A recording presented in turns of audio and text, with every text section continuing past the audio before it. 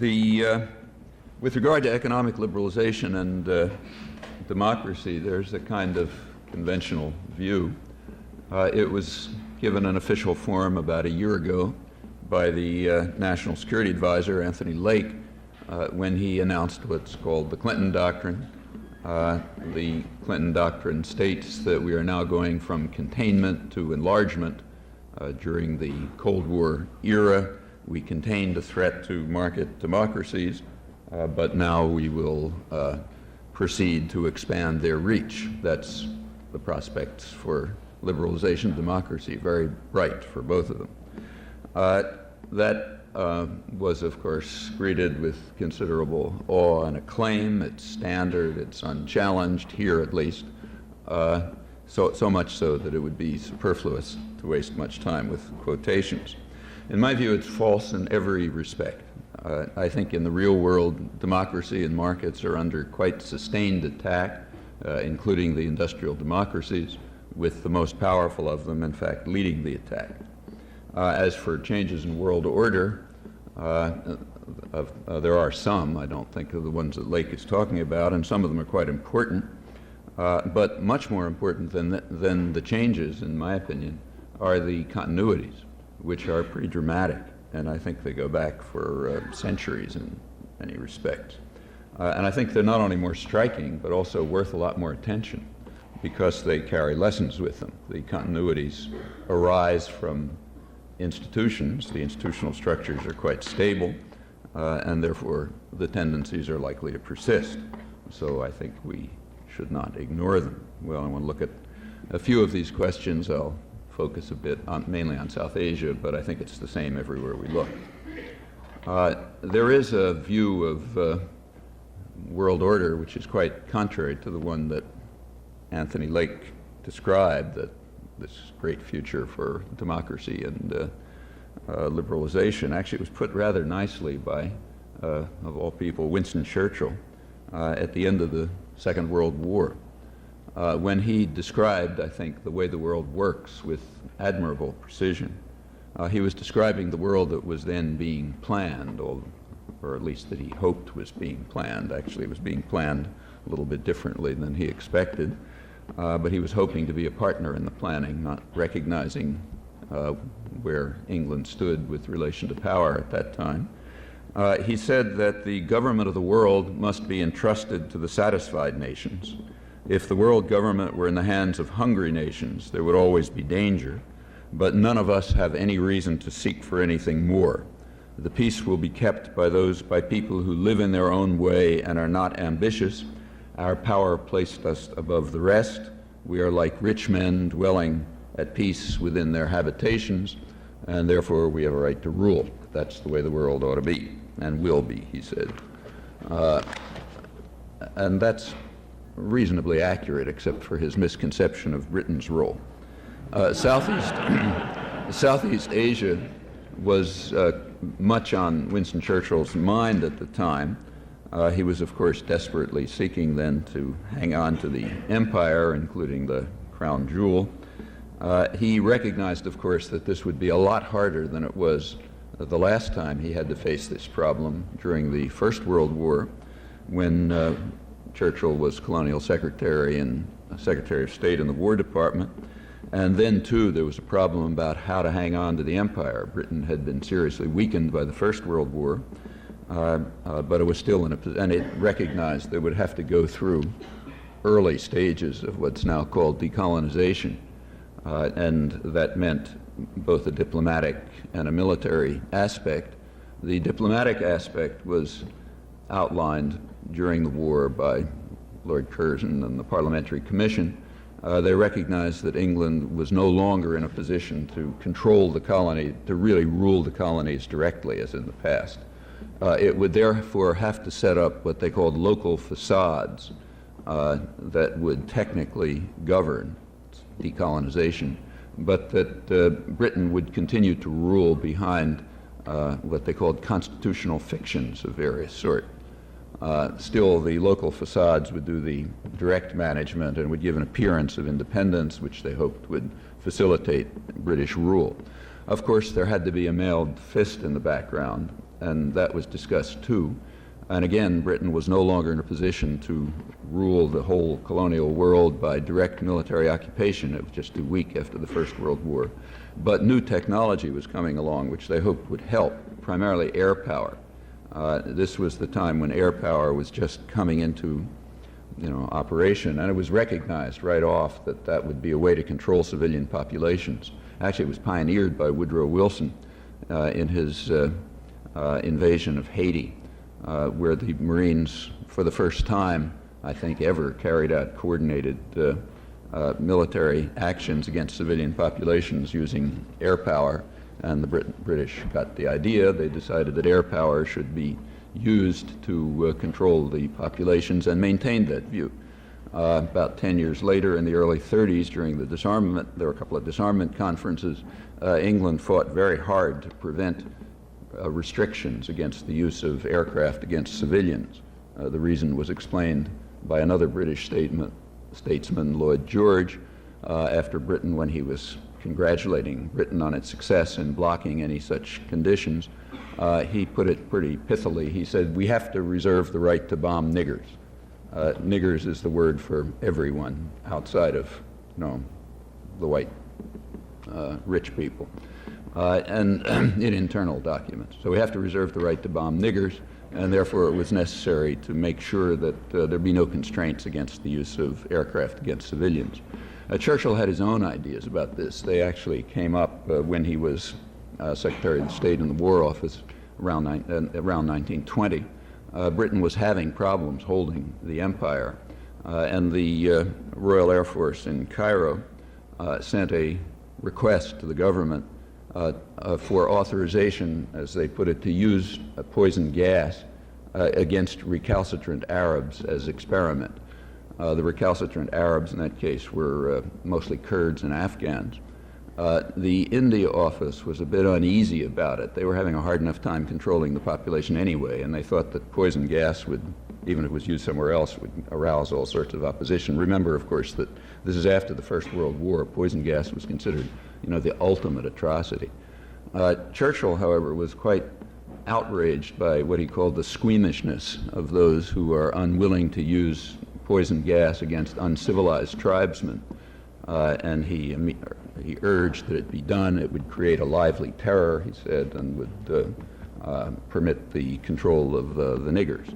Well, those are themes that are also persistent. They run right up to the present day, and there are good reasons for them, and we can expect them to continue. In the mid-1940s, the situation was a bit different. Holding on to the empire was going to be much harder.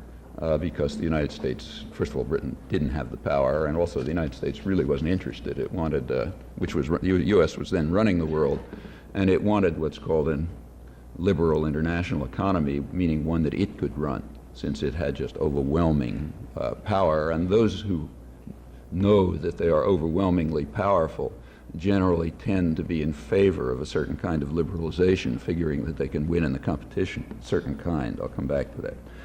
Churchill was hoping for an American partnership in running the world, but Washington had a rather different view, which was expressed a bit later by Dean Acheson in private discussion. He said that during the Kennedy administration, he said, "Britain is our lieutenant," and then he added, "The fashionable word is partner." They're supposed to hear the fashionable word, but we understand the real word. And given the power relations, of course, that's what happened. Well, going back to Churchill's maxim about how the world should be run, it's necessary to add two important qualifications to it. One is his statement about the rich men lacking ambition is completely false. The rich men are very far from lacking ambition. There are always new ways to enrich oneself and to dominate and crush others. And in fact, the economic system requires that they be pursued, or else the laggards drop out of the game. The second footnote is that it's necessary to dispel the fantasy that nations are actors in the international arena. So it's not a matter of the satisfied nations running the world, because nations aren't actors at all. This is just the standard doctrinal camouflage for the fact that within the rich nations, as within the hungry ones, there are enormous differences of wealth and privilege and power, and they translate into control over over state power. Well, when we peel away the remaining veils of delusion from Churchill's prescriptions, we do get the principles of world order when he wrote, and centuries earlier and today. The rich men of the rich societies must rule the world, competing among themselves for a greater share of the spoils, and mercilessly suppressing those who get in their way. And they are to be assisted by the rich men of the hungry nations, and others are supposed to serve or suffer. Actually, these are truisms. They were truisms, for example, to Adam Smith over 2 centuries ago, the much misrepresented hero of contemporary triumphalism. He pointed out that the rich men will, of course, follow what he called the vile maxim of the masters of mankind, all for ourselves and nothing for anyone else. And furthermore, he added, they will naturally mobilize state power to gain their ends. In his day, it was the merchants and manufacturers of England who were what he called the principal architects of policy, state policy, and they designed that policy to ensure that their interests were, in his words, most peculiarly attended to, however grievous the impact on others. The others included the people of England. He didn't really have the statistics to prove it, but he guessed, and was probably right, that the policies that were enriching the merchants and manufacturers were harming the people of England. But that's irrelevant because nations aren't actors. But of course, the main victims, he pointed out, were the colonies, and he wrote quite bitterly about what he called the savage injustice of the Europeans, referring particularly to India, of course, which was already being devastated by British savagery in his day, as he was well aware and as he condemned quite graphically.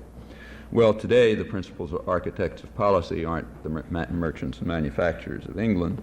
They are huge corporate and financial institutions, increasingly transnational in scale, and they and their ideologues preach a version of economic liberalism, but actually it's a double-edged version.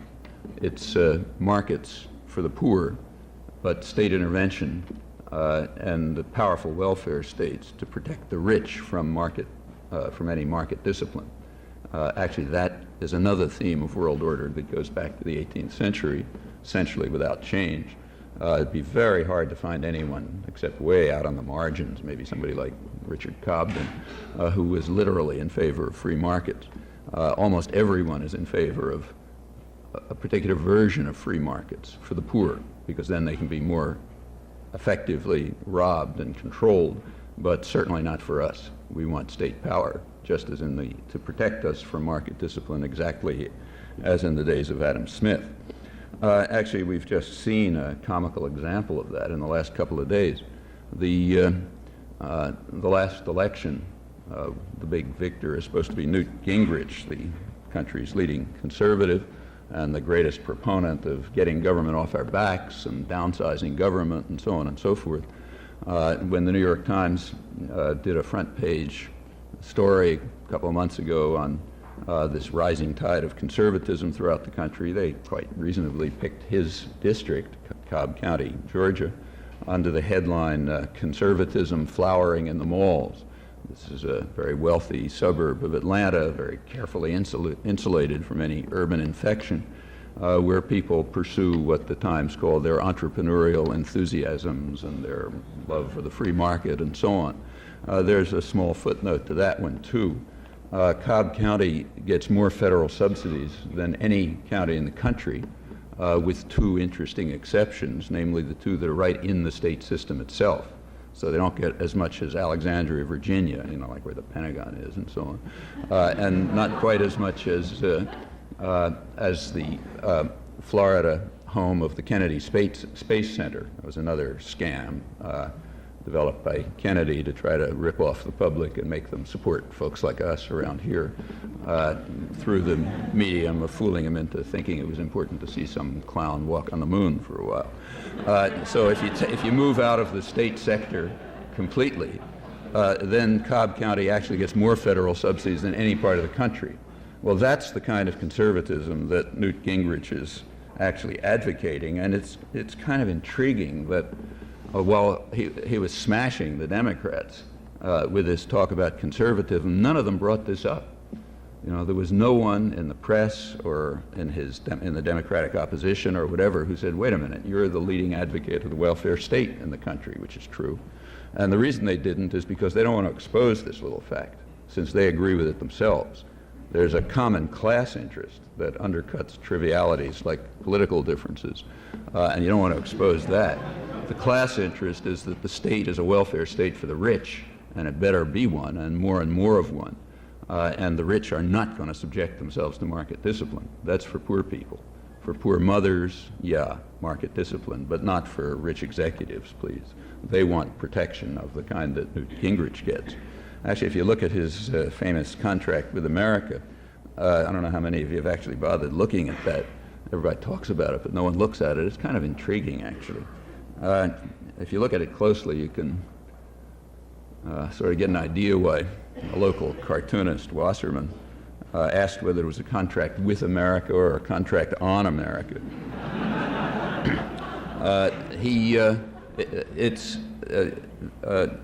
It calls for very clearly, rather explicitly, I must say, it doesn't hide a lot. It calls for extending this double-edged free market, namely state protection and subsidy for the rich and market discipline for the poor. So it calls for cuts in social spending and cuts in health payments for the poor and the elderly, denying aid to children of mothers on welfare, cutting welfare programs for the poor. Meanwhile, it quite explicitly calls for increasing welfare to the rich, and in the classic fashion, one by regressive fiscal measures and the other by outright subsidy. The regressive fiscal measures, which are supposed to conceal the fact that these are welfare payments, are things like tax exemptions for gifts and estates. Any kind of tax exemption is the equivalent of a subsidy. You know, if you don't pay $100 and shift the tax burden, that's the same as if the government gave you $100. It's just, you're supposed not to see it this way. So an increase in the capital gains cuts and so on, whole range of straight welfare to the rich. And the subsidies are subsidies for business, for investment, for, more favorable rules for depreciation, and most important, what they call strengthening our national defense so that we can better maintain our credibility in the world. So, for example, if anyone gets any funny ideas like, say, priests and nuns in Latin America about helping poor people, we'll have enough credibility to smash them up quite properly. The concept of national defense is a sick joke which anyone outside of a really totalitarian culture would just laugh at.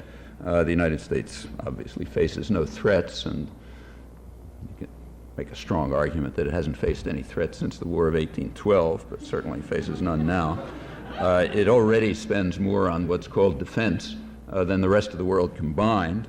It's by far the world's biggest arms seller, which incidentally contributes to instability, not to security, and is understood to do that. Just today, there were new announcements from the administration that they're going to consider effects on the domestic economy in authorizing arms sales. What they call it is they're going to consider the effects on job growth, but you have to bear in mind that jobs is an Orwellism. The word jobs is what you say when you mean the unpronounceable word profits.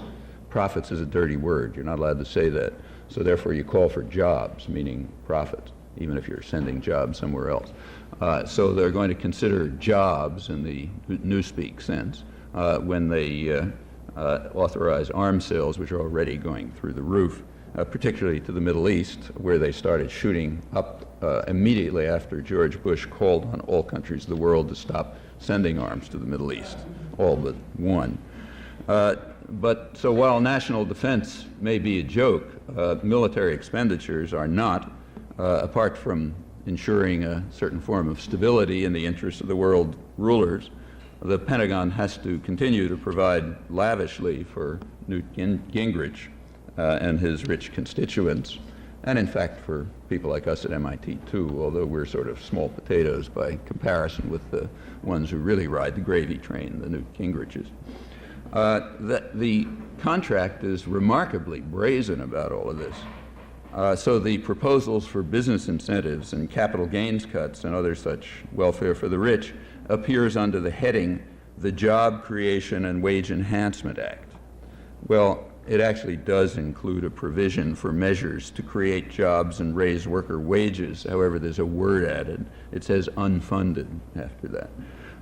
But it doesn't really matter much because, as I say, in contemporary newspeak, jobs is understood to mean profit. So, yeah, this is a job enhancement plan in that sense. And it's a job creation proposal, and it'll continue to enhance wages downwards as they've been proceeding for some years, thanks to very explicit social policy. Well, that's this Gingrich is not really breaking any new ground. This was a policy that was, I mean, it's always been there forever, but it reaches a peak now and then. In the Reagan years, it did reach a peak. The Reaganites succeeded in combining the most passionate free market rhetoric with the most extreme growth of state power and state intervention in the economy and protectionism.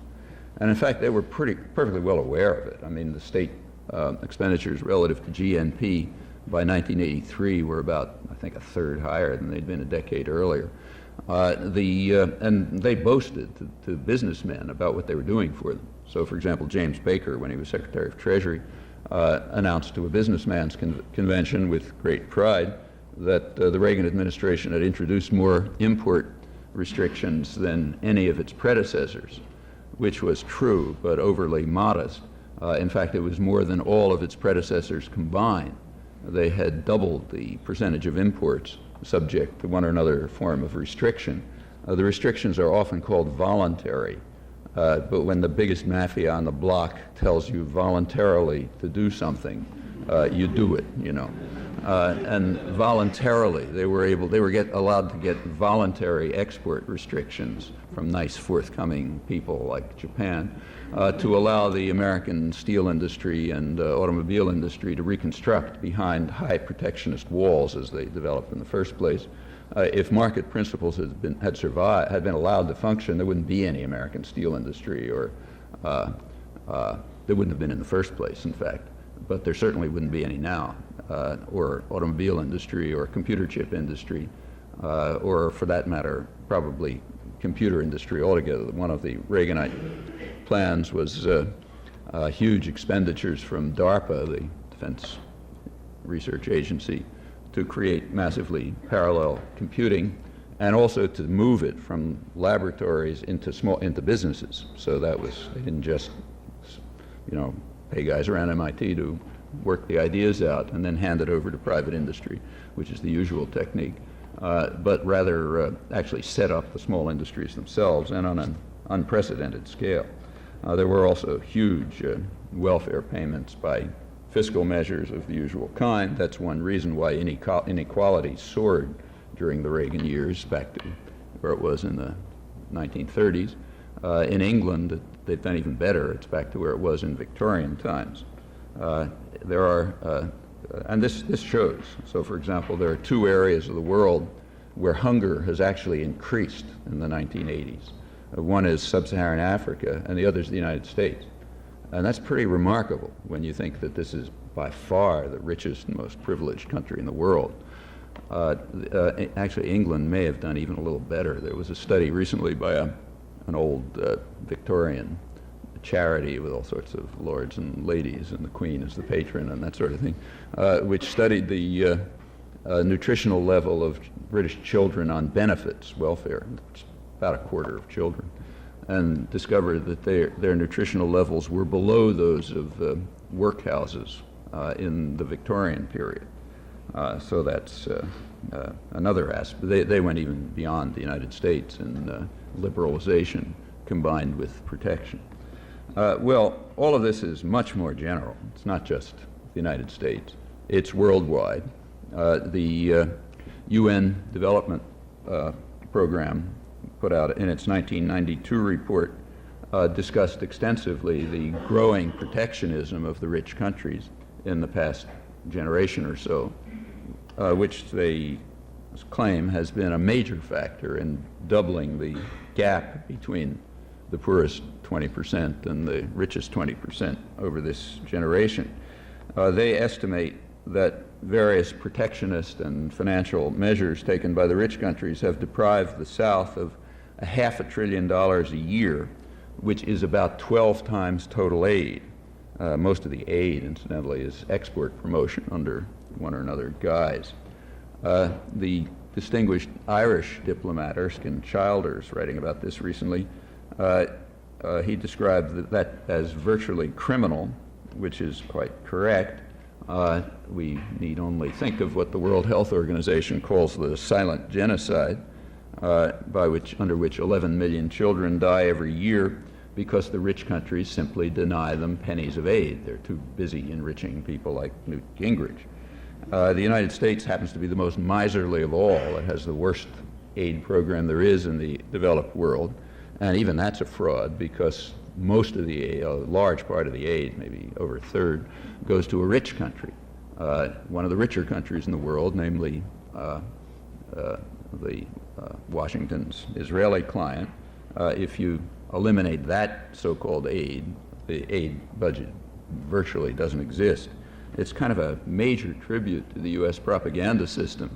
I mean, in addition to the belief that the fact that they can convince people that Newt Gingrich is in favor of small government is sort of pretty interesting in itself. But another tribute to the effectiveness of the propaganda system and the kind of education that we give people so that they can then carry this on is that there was a study recently done by the University of Massachusetts, a polling study, in which they asked people to estimate the biggest items on the federal budget. And most people think that the biggest item on the federal budget is foreign aid, which you can't even find with a microscope. They rank as second welfare, which also barely exists, incidentally, much exaggerating the welfare that goes to black mothers driving Cadillacs and that sort of thing. And those are the things you see in the headline. When they talk about welfare, they're not, of course, talking about the real kind. The welfare for the rich, which vastly exceeds the pennies that may dribble down to the poor. Well, there are many aspects to this huge ripoff. One of them is what's called biopiracy now in the third world. In India, for example, a couple of weeks ago, there was the customs official stopped on the border a couple of I think they were German scientists, who were leaving the country with some odd stuff in their suitcases, namely 30,000 carefully arranged bugs. And when they looked into it, they found, there's potential. Most of the genetic richness is in the South. So the idea is to go steal it and then patent it and maybe slightly modify it. And then, of course, it's inaccessible to the people from whom you stole it. This reaches really exotic levels sometimes. It turned out recently that there's some super exploited Indians in Panama and Costa Rica who are used to do work so grotesque that nobody will do it, the Guaymi Indians. And they're supposed to have various immunities. And it turns out that the U.S. Commerce Department recently patented the gene lines of a Guaymi Indian woman. So the United States now owns her genes and has patented them. And if they find out anything useful from them, fine, but the people down there are never going to see it. Well, this is no small business. Just last month, there was a UN development report which estimated that Western corporations are robbing developing countries and indigenous peoples of $5.4 billion a year. That's what they would be entitled to in royalty payments if the multinational food and drug companies paid for the plant varieties and the knowledge that they're stealing. Third world species, they say, plant species, provide the pharmaceutical companies with about $30 billion a year, and they also point out that that vastly outweighs the so-called piracy by third world countries, piracy in the sense that they don't observe the Western imposed intellectual property rights. These are new inventions created by Western countries in the last couple of years. They never accepted them themselves while they were developing, but they are designed to try to ensure that the technology of the future is monopolized by the rich, by the big corporations, while meanwhile you rob the poor. The idea is that if say people in Brazil or something, or Liberia or wherever, have for thousands of years been breeding plants and discovering herbs and figuring out how things work and so on, that's not intellectual property, because they don't have a piece of paper signed by a court that says, you own it. On the other hand, if a pharmaceutical company up here scours the area and steals them, and maybe steals somebody's blood, and either makes a change in it or doesn't, that's property, and then nobody else is allowed to duplicate it. These property rights aspects of the GATT agreement now, they're sort of, enshrined in GATT. Not only are they highly protectionist, as large aspects of the so-called free trade agreements are, but they're even counter to economic efficiency and intended to be. So what they're trying to impose on India is particularly upset about this, but they've already given in. They've already liberalized the drug industry, which means give it away. What they were particularly upset about, while some people were at least fighting back, was the change from process to product patents. That's a recent innovation in the West. Product patents means you can't, if somebody makes a product, you can't figure out a smarter way to produce it, and then produce it by your new method. If it's a process patent, you can do this. The point of this is to cut back technical innovation and to ensure more wealth for the rich. This has nothing to do with markets or economic efficiency or anything else. Actually, these things were tried earlier in the century with well-known results. France had product patents for a while, back about a century ago, and that's one reason why the French chemical industry collapsed and why Switzerland has a big chemical industry. They simply crossed the border where you didn't have so many constraints against innovation. But now it's worldwide, and therefore the rich corporations can slow down, using state power, can slow down innovation and development and ensure control and domination, meanwhile robbing the poor of billions and billions of dollars a year. Well, without proceeding, unless you adopt the class analysis that Adam Smith considered too obvious to comment on, unless you accept that as it is a prerequisite to, as he of course understood, as any sane person understands, to any rational discussion of world order. And if we add Adam Smith's footnotes to Churchill's maxim, then the picture of world order comes before us with considerable clarity. Well, the unwillingness to pay attention to these truisms undermines a good deal of the commentary about world affairs, including scholarship in this case. So take, say, South Asia. There is one major recent scholarly study on U.S. relations with South Asia using new released documents and so on, Robert McMahon's Cold War on the Periphery. And like a lot of scholarship, it gives a lot of interesting data in it, and then the conclusion's always predictable. There's a bottom line no matter what the facts are. The conclusion is that U.S. policies were motivated by fear and psychosis, not by an attempt, not by an interest in material gain like other powers. Kind of word of advice, if you want to be accepted within respectable society, that has to be the conclusion. Doesn't matter what facts you come up with, but the conclusion has to be that the United States is unlike everyone else in that it's not motivated by material gain, just strange fears and psychosis and errors and so on and so forth. Well, what are the fears of? Well, there's an answer to that. The fears, this is declassified document, so it's up till about the mid-60s. The fears were of Russia and China. So then the next question, well, what was the threat of Russia and China? Like, did they think Russia and China are going to sweep over South Asia or something? No, nobody thought that. The fear was, as Alan Dulles, the head of the CIA, put it, with regard to Russia, the fear was that the third world, especially South Asia, was enormously impressed by Soviet industrial progress, which offered a model that they might follow. With regard to China, Eisenhower and later Kennedy were concerned that Chinese economic success might encourage others to pursue the same path. Now, there would be consequences to that.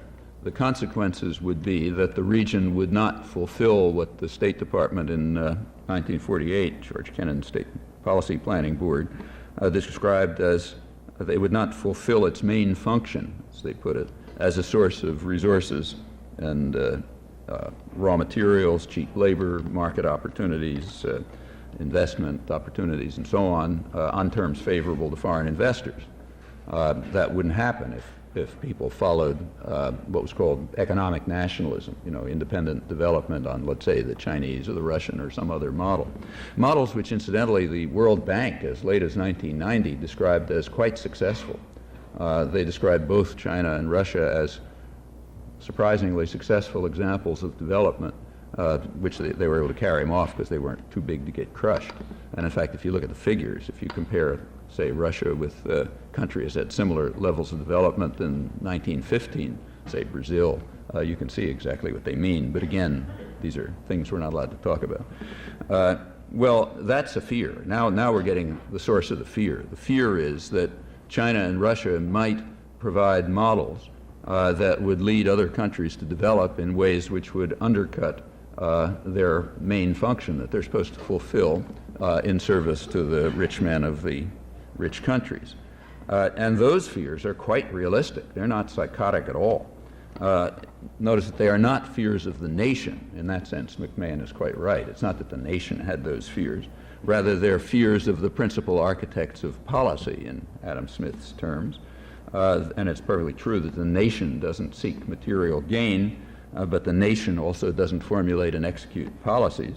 The principal architects, on the other hand, plainly do seek material gain and power, and they want to make sure that their interests are most peculiarly attended to, and that explains the policies quite directly, but in terms that you're not allowed to use, because things that were transparent to Adam Smith are now considered politically incorrect. You're not supposed to talk about this class distinction that determines how policy is formed.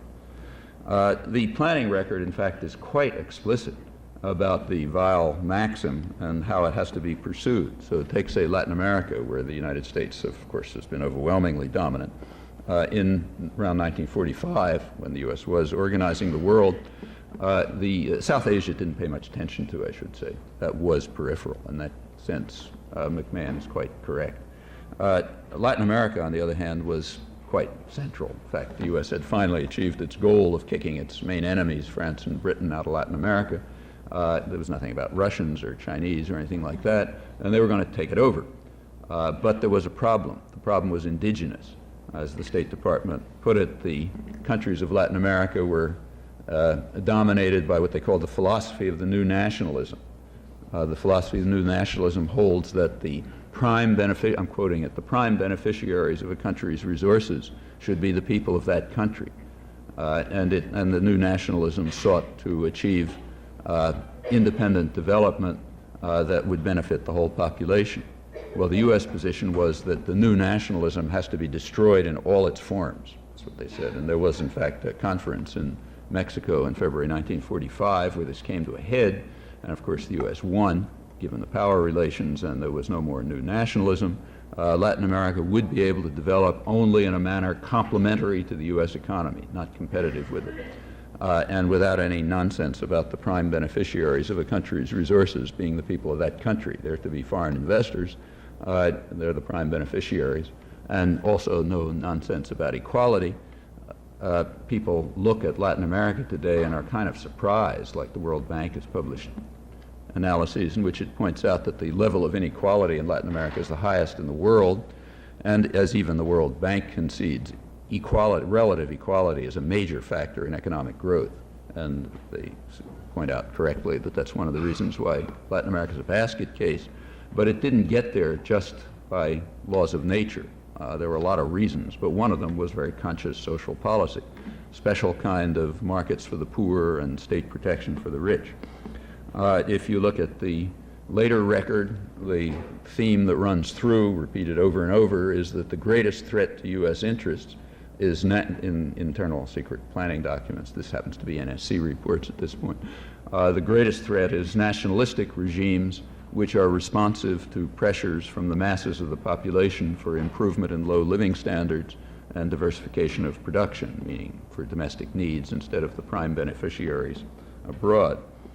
In June 1945, so right when they were beginning to plan the post-war era, there was a major study by the State and the War Departments in the United States. They used to be called the War Department, pre-Orwell. Now it's the Defense Department. The State and the War Departments warned the major threat that they perceived in the world was what they called a rising tide all over the world, wherein the common man aspires to higher and wider horizons. And that has to be stemmed, they said, and here's where the Russians come in. They said, they said there is as yet no proof that the Russians are thinking of associating themselves with the aspirations of the common man, but it's possible, they said, that they may have flirted with the thought, and we therefore can take no chances. So we have to ring Russia with bases and bar it an outlet to its only warm water port and so on, because you never know, they might flirt with the thought of associating themselves with the aspirations of the common man. Of course, in reality, there was very little danger of that, but they have their own illusions. And they noticed that this looked kind of illogical. I mean, given that we own everything and run everything and are super powerful, it's going to seem illogical to people that we're surrounding Russia with bases and containing them. But they concluded that this was a logical illogicality. The reason it was a logical illogicality is that, by definition, our motives are pure and everyone else's motives are base. So therefore, the fact that we're carrying out what looks on the surface to be illogical is really logical. So it's a logical illogicality. Actually, that's how South Asia begins to get in the act. Part of this logical illogicality was arming Pakistan, not for any defensive purpose, but as a forward base against the Soviet Union, quite clearly. And as McMahon correctly points out, that's what brought the Cold War to South Asia, and it also led to Indian-Pakistani conflicts, ultimately to the 1965 war, where the whole U.S. policy collapsed, the war fought on both sides, mostly with U.S. weapons. McMahon concludes that this could have been a zone of peace, as Nehru had wanted, maybe, but had the U.S., he says, not brought the Cold War in by these errors and illusions and psychosis about the Russians and the Chinese, which were perfectly realistic once you decode them. But they were quite logical, and they follow from the Churchillian vision with Smith's footnotes. I should say that the major problem was always well understood, the problem of the rising aspirations of the common man and all these other funny ideas. There's an interesting private discussion between Eisenhower and Dulles about this around 1953 or so. Eisenhower's complaining that to his Secretary of State that the communists have an ability to organize, to appeal to the masses of the population. And Dulles adds, yeah, that's some capacity that we can't duplicate. And then he explains to Eisenhower the reason. He says the communists appeal to the poor, who are always trying to plunder the rich. That's the really big problem of world history. And we find it somehow hard, or at least they hadn't yet figured out how to sell our line, which is the rich should plunder the poor. It's kind of like a PR problem. But they've now gotten a little better, so you finally do get Newt Gingrich, let's say, advocating that the rich plunder the poor, but with enough cooperation from the educated classes so that the transparent reality isn't seen. That's pretty much the lesson of the last election. Speaking of democracy, what this reflects is the growth of a really deep-seated totalitarian streak in U.S. culture. When you can get away with things like that, that's something that a well-run totalitarian state could scarcely duplicate. What is going on in, India is actually not a bad example of this. Russia was indeed committing all sorts of crimes. One of them was that it was offering some kind of a space for independent development. In addition, it wasn't, lining up with the aspirations of the common man, but its very existence led to some space for independent development, and it sometimes, for opportunistic reasons, would help independent growth. India is a clear case. Under British rule, India was a total disaster area, but development did begin, at least in some areas after the British left. Not, however, in the pharmaceutical industry. There, mostly British multinationals made huge profits in India by overpricing, counting on their monopoly of the market. With the help of the World Health Organization and UNICEF, India began finally to escape from these controls, but it really wasn't until 1961 when the public sector drug production was established with Soviet technology. That led very quickly to radical reduction in drug prices. For some antibiotics, drugs fell as much as 70%, and the multinationals were in fact compelled to cut their prices just to continue to remain in the market. So that's the kind of malicious Soviet interference with market democracy that we have to stop, because it was allowing millions of people to survive disease, and it was interfering with the holy market, which is of course even more ridiculous in the case of pharmaceuticals than it is elsewhere for pretty obvious reasons. That was one of Russia's crimes, which indeed greatly infuriated the Eisenhower and Kennedy administrations. Fortunately, that's overcome with the Soviet Union gone and capitalism triumphant. The transnationals have now taken over again, most recently thanks to GATT. So India has abandoned its public pharmaceutical industry, it's liberalized, and we can look forward to a sharp increase in deaths along with mounting profits for people that matter. That's market liberalization in the real world. Well, I don't know. If there was time, which there isn't, I would have liked to go through some of the history of this. Actually, if you look back at the history in the 18th and 19th century, it is kind of remarkable. It's being relived almost exactly. I mean, maybe the way it's described is a little more literate sometimes, but apart from that, it's very similar. In brief, India was subjected to one after another economic experiment on the best economic principles, beginning in Bengal and then the rest of India and so on. Every one of them, of the experiments, had the same outcome, and it was recognized. The outcome was it was a complete disaster for the population and very successful for the architects of the experiment. Actually, that's something that generalizes. The same is true in Latin America, in Brazil, in the Philippines, in Haiti. Everywhere you look, there's economic experiments carried out, in fact, for now, over 2 centuries, by very well-meaning thinkers, with the best ideas, and now it's the World Bank and so on, or let's say Jeffrey Sachs at Harvard or someone. And these experiments always have the same result. I mean, almost without exception. I suppose you look, you can find some exception, but it's certainly overwhelmingly true that they are a complete disaster for the experimental animals and a huge success for the guys who designed the experiment. Somehow we're not supposed to conclude anything from that. And again, if you're really well educated, you understand that nothing follows from that. Just, the good benevolence gone awry and so on. I should say that it was never misunderstood. So, for example, the Permanent Settlement of 1793 introduced a big economic experiment, and the British had an inquiry commission in 1832 that reviewed it. They said, "The settlement fashioned with great care and deliberation has to our painful knowledge subjected almost the whole of the lower classes to most grievous oppression," not unlike what's going on now.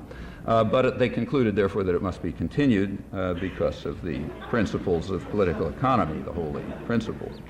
Actually, they also pointed out, or a little later, the commission, Governor General Lord Bentinck pointed out that it wasn't a total failure. He said that it was ruinous for the population, but it has this great advantage, at least, of having created a vast body of rich landed proprietors deeply interested in the continuation of British dominion and having complete command over the mass of the people, whose growing misery is therefore less of a problem than it might be.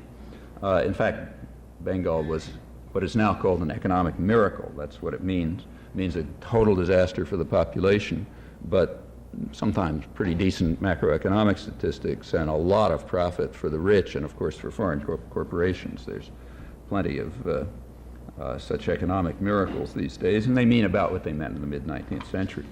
Well, meanwhile, India was financing about 2/5 of Britain's trade deficit. It was providing markets for British manufacturers, providing resources, including opium for sale to China. It was providing troops for British conquests, Egypt, Sudan, Burma, South Africa. Most of the costs were borne by India. It was, of course, also providing the troops for its own conquest. That's a standard part of imperialism. About 90% of the troops controlling the Indians were Indian sepoys. That's, again, classic. It was also providing indentured servants, essentially slaves, throughout the colonial world. But the economic principles that Britain was imposing were at the same time destroying India, and quite knowledgeably.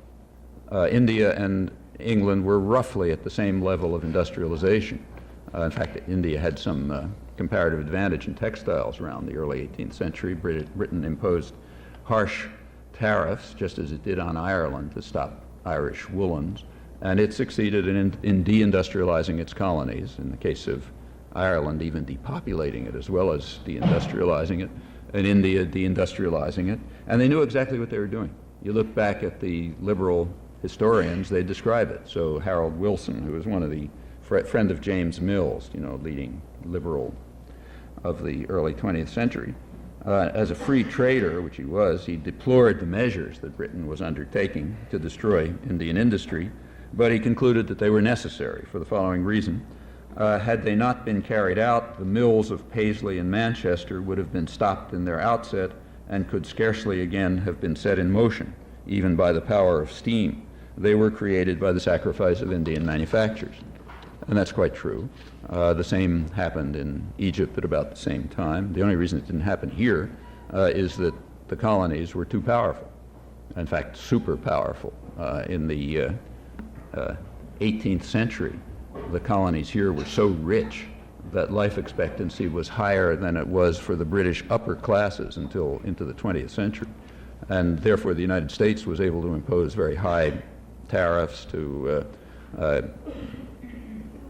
ensure that the main commodity, cotton, would be cheap by a slight market intervention, namely exterminating the native population and bringing in slaves, conquering the continent, and in other ways developing by exactly the same method that everyone else has developed in history. Nehru, in his writing in a Indian prison, in a British prison in 1945, was quite realistic when he said that the real and fundamental cause of the appalling poverty of the Indian people is these policies of Britain. There's very little doubt of that. Incidentally, it's that kind of insight that made, or attitude that made Nehru so utterly despised by American leaders. It's kind of interesting to read the internal documents on this. The way they describe Nehru then is almost the same as the way they describe people like Aristide today. You look at Dulles and Eisenhower and Loy Henderson, who was like, the striped pants dean of the Foreign Service in those days, and ambassador to India.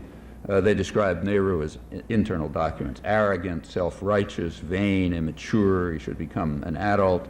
Eisenhower, he said, he suffers from an inferiority complex and schizophrenia that's demonstrated by his terrible resentment of domination by whites, which is obviously a form of insanity after India's history. And Eisenhower explained this psychosis, his schizophrenia. He said it was caused by the fact that Britain had treated India as a spoiled child, that had been coddling it too much. So, the Indians had these weird attitudes. And there was some other evidence for his psychic disorders. Nehru condemned Dutch atrocities in Indonesia. That showed his lack of stability, Loy Henderson pointed out. He followed an Asia for the Asians creed, Dulles said, another proof of instability.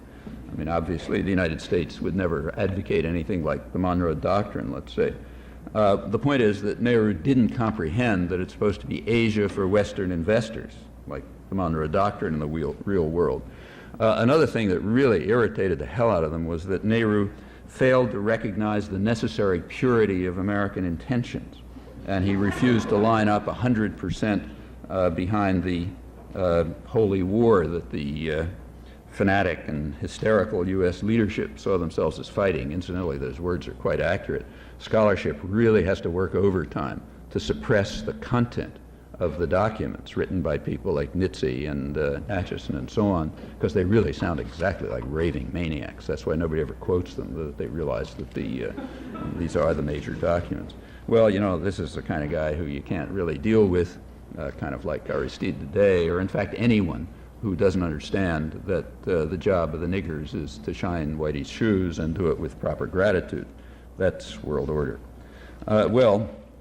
Finally, Europe was kicked out of its imperial domains, leaving tremendous wreckage. India gained independence. You know what happened. It sought to return to the course of industrialization and modernization that Britain had blocked. The United States was in a position to help, but wouldn't, although finally it did. In fact, it was rather cruel. So, for example, in 1950 and 51, there was a major famine in India, and the United States refused to release its excess, had excess agricultural surpluses all over the place. They finally agreed to release them after the Korean War, although Atchison insisted that India must first show that it understands the depths of the danger we face by joining the anti-communist crusade. Of course, we had no obligation to understand the depths of the danger India faced, and well after India requested aid, it was granted a loan, not aid, repayable in strategic materials, now that they understood the depths of the danger we faced. There's one scholarly study of this, a good one, by Dennis Merrill, based on declassified documents, and he concludes the following. He says, no reliable statistics exist on how many additional famine-related deaths occurred during this period, but it's clear that during 1950 and 1951, as millions of Indians struggled each day to survive on as little as 9 ounces of food grains, American policymakers sought to work India's distress to America's advantage in its Cold War policies and search for strategic materials. Well, absolutely nothing changed in later days. If you look at the record, it's very consistent on one thing. I mean, under Eisenhower and Kennedy, they did decide they better give some aid to India, but it was always for the same reason. It's because we have to ensure that China doesn't look like a model for the third world, and therefore we have to support India so it'll look like a model now pretty much within under our control, and so it remained. The experiments, meanwhile, continue. You just heard about the contemporary ones. There's actually a recent publication. Oxford Press just published 3 years' worth of reports from the Economic and Political Weekly, 1990 through 1994, early 94, and they are pretty grim, I should say. It didn't, kind of like what you were talking about. They warn of the what they call the systematic deterioration of the economy and deindustrialization, along with the growth of luxury consumption, and all of which looks very similar to the Latin American model. I mean, one of the reasons why Latin America has really never developed as compared with East Asia. And that's a model that the U.S. has crafted for half a century. It's what liberalization means when it's under foreign control, and it means it internal to the industrial societies themselves at this point. So the United States is being driven towards kind of a third world model, Britain even more so. The rest of Europe and Japan, the rest of the first world, Europe and Japan, are trying to hold out, but they won't be able to under the globalization of production that's now possible. And I think what we're now seeing is a kind of a global experiment, sort of like the experiment that the British carried out in Bengal a couple centuries ago. The global experiment is to see whether it's possible to run a world in which production is done by the most poor and impoverished and oppressed people anywhere, and the production is for the rich. Fairly substantial sectors in the rich societies and very small sectors in the poor societies, with an enormous mass of completely superfluous people of the kind you send the death squads after in the third world and you put in jail in the United States. It's one reason why the Contract for America calls for increasing the already huge criminalization of the population. The United States long ago passed other countries in throwing its population in jail, and this has almost nothing to do with crime. If you look at it, it has virtually no connection with crime. It's just a war against the kind of people who, if in Brazil, would be killed by death squads, because they're superfluous. They don't contribute to wealth production, and therefore they have no rights. The drug war, which is almost a total fraud, has been manipulated in order to provide a technique by which the even minimal constitutional rights of the black population are simply totally disregarded, so that they can be jailed and gotten rid of. That's incidentally another Keynesian stimulus to the economy, which is another reason why Gingrich likes it, along with the Pentagon. In fact, it's about at the scale of the Pentagon. If you look at the crime industry now, the federal subsidies that go into construction and supervision of criminals and lawyers and all that kind of stuff is roughly at the scale of the Pentagon, but it's not as favored as the Pentagon, like Gingrich likes it, but not as much as the Pentagon, because it's not skewed so sharply towards the wealthy. It's more distributed, in terms of the federal largesse, and therefore not quite as good. So that's part of it. The attempt is to see, it's an experiment, to see if you can if you can develop an international society that is basically on the third world model, meaning sector of great wealth and privilege, huge mass of misery, enormous number of just superfluous people who you get rid of somehow. Meanwhile, exactly as you heard, the central, not just in India, but on a world scale, effective decision-making is moving more and more into the hands of unaccountable, centralized institutions, the big transnationals, the kind of quasi-governmental institutions that they're spawning, which are, you don't know what's going on inside them. They have enormous power. Parliamentary systems are declining relative to them. The new trade agreements are designed to give them even more power. Not only is that an attack on democracy, but it's even an attack on markets, since the economic transactions that take place internal to huge corporations obviously don't operate on market principles. They operate by a central control. And that's not small. It's about 40% of what's called world trade is internal to huge transnational, centrally managed transactions. So all of this is intended as an attack on markets, except for the poor. They're going to suffer market discipline. An attack on democracy, and a creation of a kind of an international third world model. And nobody knows if it'll work. Nobody knows whether enough resistance will develop to be able to dismantle these structures of violence and domination, resistance which will have to be international in scale, just as the centralization of power is something quite new. These are just open questions, and they are indeed the large questions for the future, in my opinion.